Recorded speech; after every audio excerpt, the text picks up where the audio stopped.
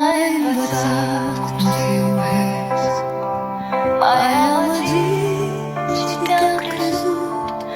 Acum în suflet te păstrez, ca pe un străin necunoscut. M-ai învățat cum să te vreau, am rătăcit și te-am dorit. Acum mă rog să nu mai stau în locul care m-a rănit. În jocul fericirii am pus speranțe, dar ai trișat și n-ai privit înapoi.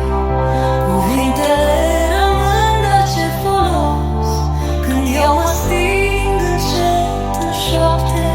Păstrez în gând iubirea ce-a durut, dar inima nu bate pentru doi.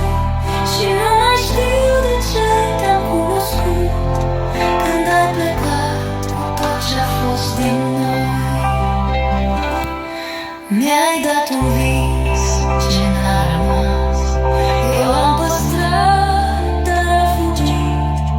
Au fost doar pași ce-au ezitat pe drumul care s-a oprit. Mi-ai spus că pleci, eu am tăcut.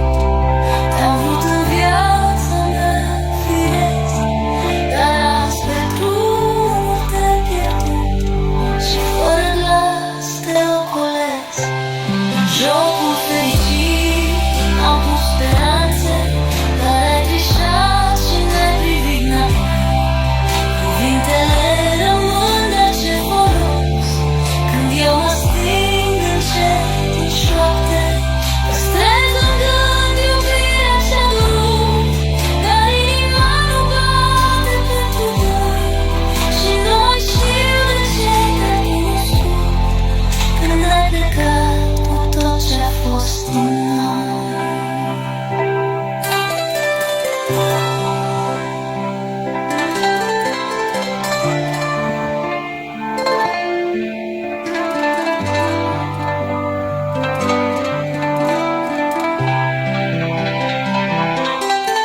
Păstrez în gând iubirea ce-a durut, dar inima nu bate pentru doi.